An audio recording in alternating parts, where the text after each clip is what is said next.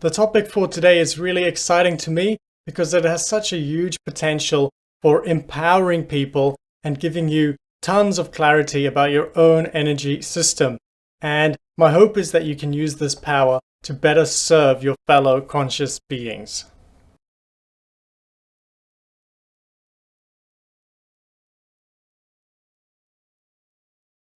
So to start, let us first define a little bit what is a chakra, because you can find so many blog posts or little information snippets online about the chakras, but most of that doesn't seem to be from first-hand experience. But the goal in this video is for you to develop over time a moment-by-moment awareness of how your chakras are operating as it is happening in real time. So, what is a chakra? What are we actually talking about? In my way of thinking, it is like the software of the human mind. So we can think like the hardware of the human being is the brain, the nervous system, the cells. But on a biological level, how is it that the human being is programmed? What sort of mechanisms are happening to make the human being function?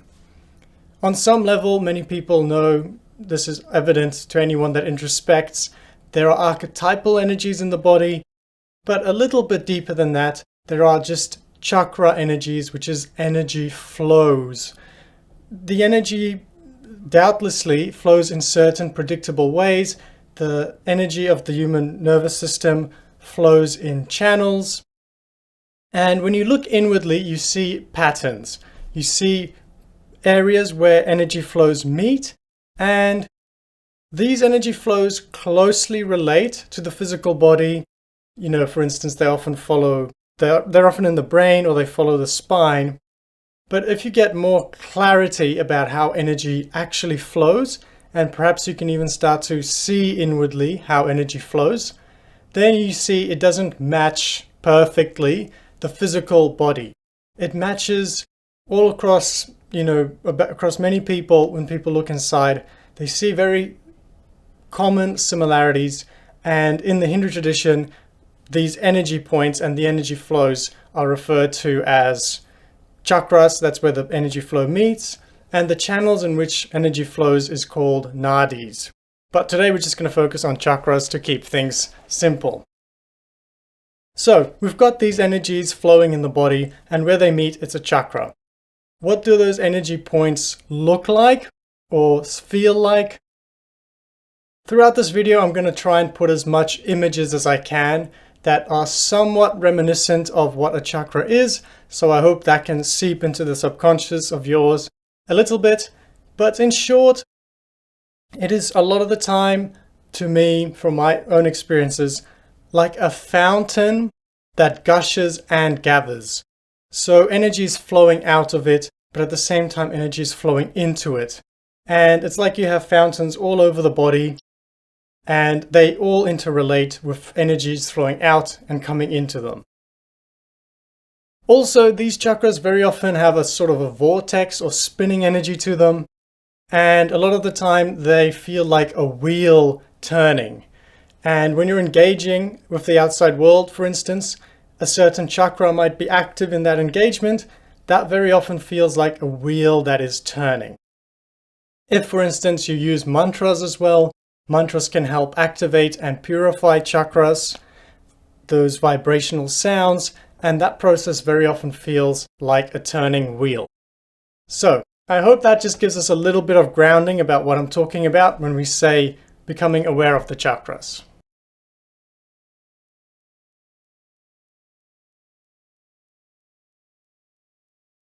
So you may be curious to just feel and experience a chakra directly for yourself.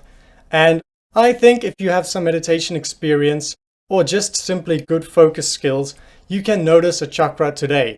Because, like I said earlier, all a chakra is energy flowing in the body and then noticing where that energy meets.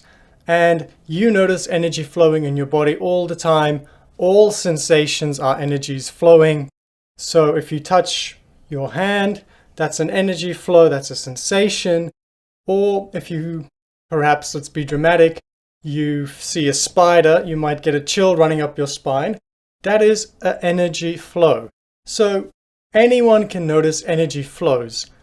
The trick here is more to have clarity on exactly how the energy flows, where the focus points meet, where the energy flows meet, and how the whole system is related, and then going deeper into the chakras with a focus.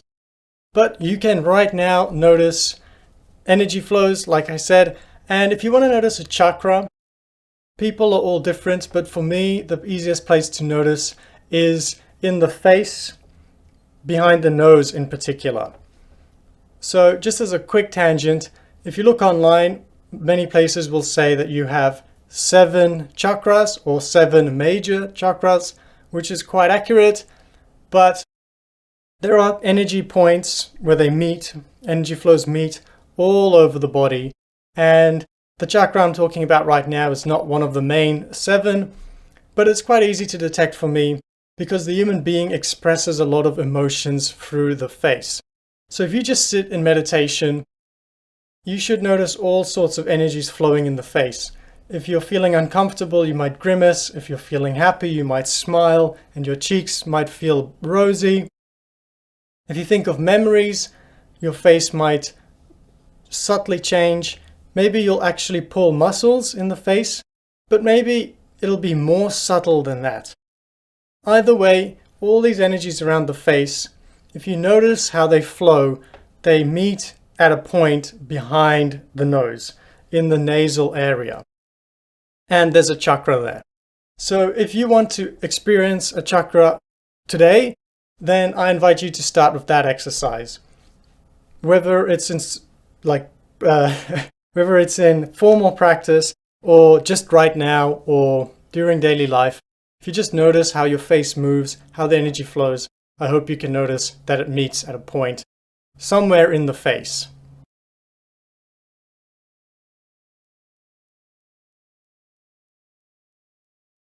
So moving on now, how can you gain better clarity of your own chakras?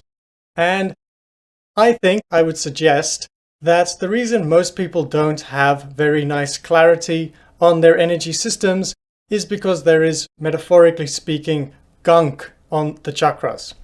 So, as a metaphor, if there is a fountain that is nice and clean in the town center, anyone can see the water gushing and gathering.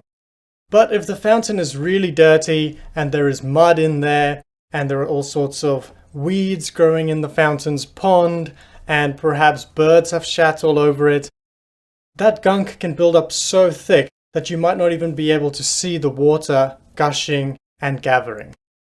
So if we want to have really good clarity of the chakras, then we want to clean up the chakras, clean up the fountain, as it were. And there are ways to do that. In particular, breathing exercises can be effective. But luckily for us, there is a whole school of yoga, which I really like and have found very, very effective, called Kriya Yoga. I'm sure there are very many good teachers, so I'm not going to tell you where to go for good solid Kriya practices. But for me, a site on the internet called AYP site, they have really great information on Kriya Yoga. So that's not going to be the main point I'm going to be talking about today. But as a baseline, if you want to have really good clarity on the chakras, then it would be so useful to take up a daily practice of Kriya Yoga. Kriya Yoga meaning a purification yoga.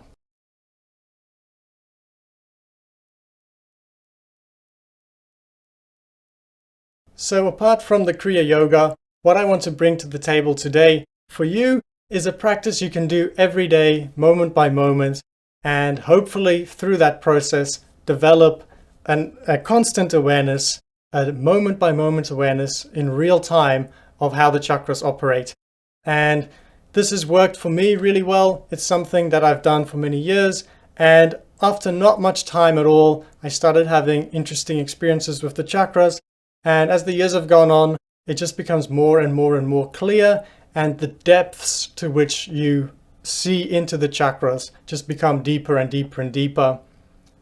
But I just quickly want to clarify that everything I'm talking about in this video is from my own first-hand experience. So I'm not making this up and I'm not reading it from a book. But also I'm not a total master of the chakras. I'm surely not going to mention everything important here. There could be more said. And I invite you mostly, because the chakras are such a complex topic, to take this practice in a secular way, a scientific way almost, to just observe and see what you find, not to get stuck up in beliefs about what other people say, because it's really the energy system, the chakra system is very complex. All fears that you might have, all desires that you might have, all memories that you have, those are all stored inside of chakras. Remember, we're saying this is sort of the software level of the human mind. So if you want to access a memory, that happens through a chakra. If you have a desire and your body wants to act to achieve that desire, that happens through a chakra. So your energy system is extremely personal to you. In a way, it defines who you are, but it's a very complex system. Now, let's go on, because I don't want to get into too much background, too much theory. Maybe I'll bore you. How do you actually do this exercise to establish a moment-by-moment awareness of the chakras? What worked really well for me is you pick every day, maybe every week, a certain point in the body, and you just focus the whole day on how does energy flow at that point in the body.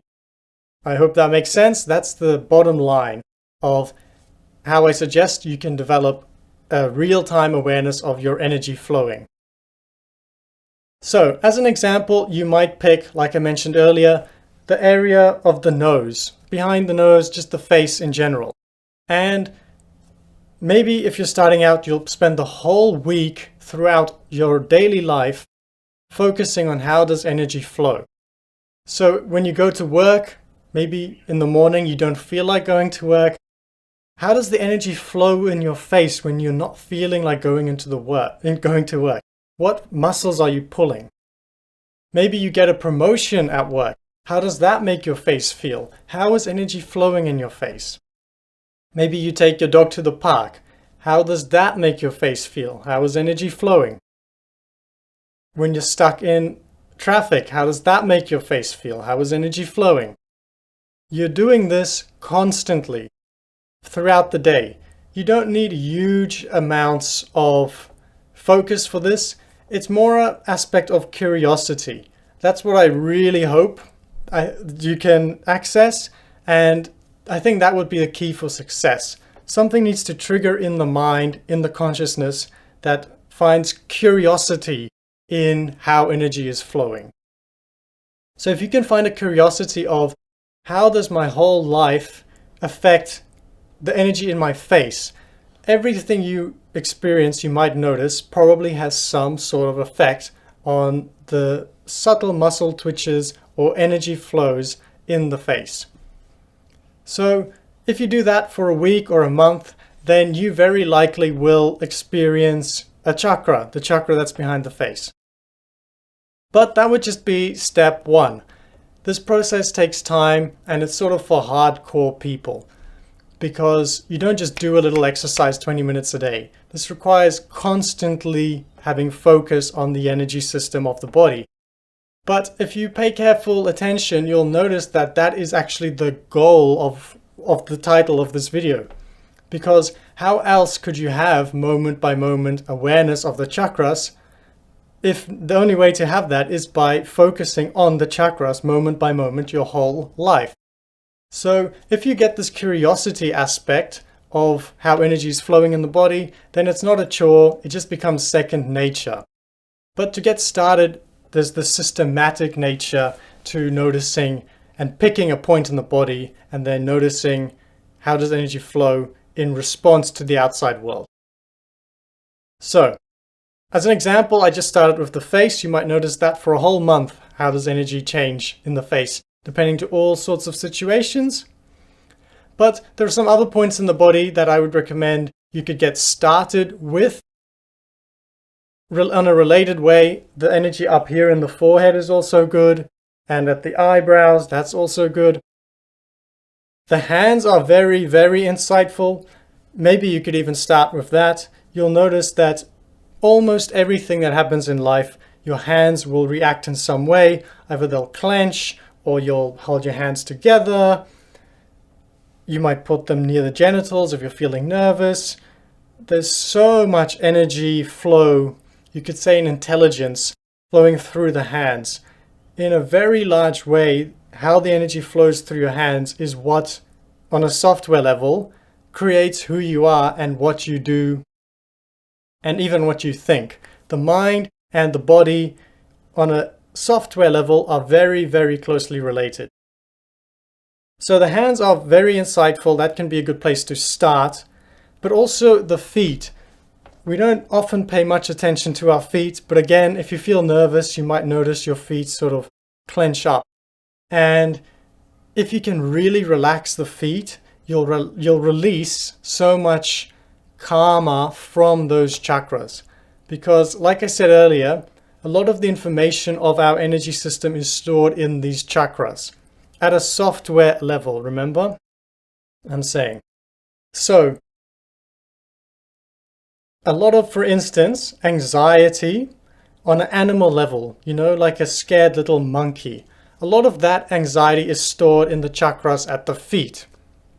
And just by becoming aware of it, you penetrate into the chakra and release that stored up anxiety. Okay, so that's just a few examples, but I'll just give you a few more.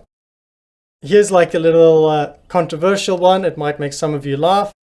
The anus is actually a very spiritual spot in the body, in the sense that if you do this exercise, you'll notice perhaps when your boss shouts at you for being late, your anus will contract. And when you're feeling really relaxed, that part of your body will relax. I won't go too much into that topic, but you can notice a lot of energy flow happening there all the time. We don't pay a lot of attention to it, but a lot of energy flows there. Similarly, at the genitals is another spot. Similarly, at the stomach, there's a lot of strong muscles in the stomach.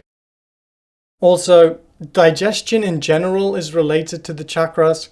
So it doesn't just have to be the muscles, it can be digestive processes. Also, the throat is a very, very complex, very occult even chakra. We don't pay too much attention usually on our throat. We pay attention to the words. But just think how many muscles you're using when you're talking. There is so much stored up energy at this energy area, and so much energy flows through this point of the neck. So, those are just some key areas for you to start with, but you can explore the whole body. That's what I would suggest. And once you've done this sweeping of doing many parts of the body, you'll start to notice interactions between the two. So for instance, if something externally happens that makes you angry, your hands might clench up, but at the same time, of course, your face changes, your anus might become tighter, and all of these things are very interrelated.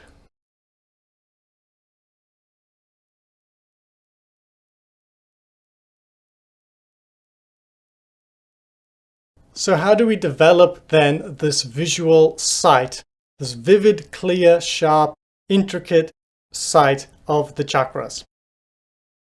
I can only speak for myself, and I hope people do all of this responsibly. My personal success came due to 3 factors. The first being, as taught by AYP site, which I mentioned earlier, the practice of Shambhavi, which is a yoga practice in the school of Kriya yoga. It's quite abstract. I recommend you read more about it. It will probably take you dozens and dozens, many hours to sort of engage with it to a level that's working for you. But in essence, you're sort of focusing on a point out there. When you're doing this practice, you're, metaphorically speaking, or archetypally on an energy level speaking, joining the hemispheres of the brain at the visual cortex. So obviously you're not really joining your eyes, but on a subjective level, it feels like your eyes are merging into one. They are almost coming together like a triangle, and then that inverts back into itself. When doing this practice, you can very often notice a fluttering of the eyebrows or of the eyelids. So usually you close your eyes and you look at a point that's sort of on the horizon, and you also do a subtle sort of twitch with the eyebrows, bringing them together. But what makes this tricky is it's a very, very subtle process. It's an energy process. It's not a mechanical process. But I spent many hours, and I'm sure you can have success if you spend some hours with this exercise. And sure enough, I started getting visuals of my inward space. I did all of that sober, and I had some success. But then things really started kicking off when I combined it with psychedelics, in particular LSD. And I wasn't doing LSD at bush doofs. I was sitting in posture, meditating a lot. And I spent many dozen hours, again, just using psychedelics, doing this Shambhavi practice. Now, Shambhavi always gives people closed eye visuals. Sorry, I rephrase that. LSD almost always gives people closed eye visuals, but by practicing this Shambhavi, I had very massive visuals, very clear visuals of the chakras, because I had been doing this process of focusing on points in particular for many months at that point. So I had very intricate visuals of the chakras, but what was nice is that these visuals kept coming up. They didn't go away after the LSD experiences. So the LSD experiences would be a huge peak, and then it would come back down to almost normal, but there would be more visuals. Up until a point where it doesn't matter, totally, when I've been totally sober for 5 months, 6 months, a year, I'm sure it doesn't matter. And if I do the Shambhavi practice, there are very, very intricate details. So my theory on that is that the LSD, this is commonly known, it helps the brain connect neurons that it normally doesn't in daily life. But once the brain gets used to it, it helps kickstart the Shambhavi state. And once you've got that nailed down, you can access the visuals at all times, whenever you like. But I will also say, because I don't want people jumping into psychedelics too much, I would prefer it, even though it might be a bit harder initially, to do as much sober practice, sober meditation, sober Shambhavi, sober Kriya yoga as possible. I have to say that I had a lot of success with psychedelics because it would be inauthentic for me to pretend like I didn't use psychedelics, but I think the sober, willpower, focused practice, that is very, very valuable. And if you are tentative to use psychedelics, you don't have to do so. Another avenue that was really very surprisingly successful for me was focusing on the chakras and the visuals, doing Shambhavi when falling asleep at night. Because at night, your brain chemistry naturally changes. I personally think some sort of a natural psychedelic entheogen gets released. And as I'm falling asleep, I would get loads of visuals. And if I would do the Shambhavi, I would get inward visuals about how the chakras are moving. Really surprising amounts of success with that. So if you're getting in the zone and have this curiosity activated where you're noticing the energy flowing in your body, perhaps at a particular spot every day, then doing so as you're falling asleep can be very insightful. And also, I have a habit of going to the toilet at night, and I notice that once I go to the toilet and come back, my mind is still in this altered chemistry state. And sometimes if I would sit on the toilet, I would do Shambhavi and notice like, wow, these are very intricate visuals that are actually very similar to the visuals that I had on psychedelics. So the natural brain chemistry at night is a great opportunity for you to access the inward visuals, particularly when combined with the Shambhavi practice.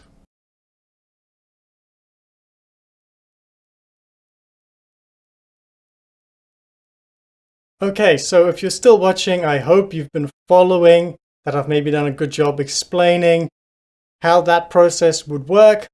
I could go on and on and on about the chakras, but I don't think it would be helpful. The major point here is for you to engage that curiosity and to have that focus of points in the body. The process needs to be moment by moment, day by day, in real time, if you want to have real-time awareness of the chakras. And I hope that curiosity deep in the mind for you can activate, because it really is an intricate, very interesting, deeply personal process. And as you become more and more aware of the chakras, more and more purification happens at deeper and deeper levels. You just become more and more free. The chakras stop being these forces that just happen and more become at the disposal of your willpower. Consciousness can direct the chakras more and more as they become more and more purified at deeper and deeper levels. So my hope for you is that you start getting these sensations of the chakras, start getting more and more clarity, perhaps having visuals of them, and then still you can keep this focus, this super sharp razor focus on a chakra, see the fountain gushing and gathering, and you keep piercing into it deeper and deeper and deeper. And what you'll find there is what sometimes is poetically called the jewel in the lotus, the jewel in the chakra, or the essence of the chakra. In a way, who you are as a human being, a personality, is this energy flow. But deeper than the energy flow, your true deep nature is this essence within the chakras. And that pure essence is ultimately love with a capital L. I hope you can all, or some of you, I genuinely hope, can access that.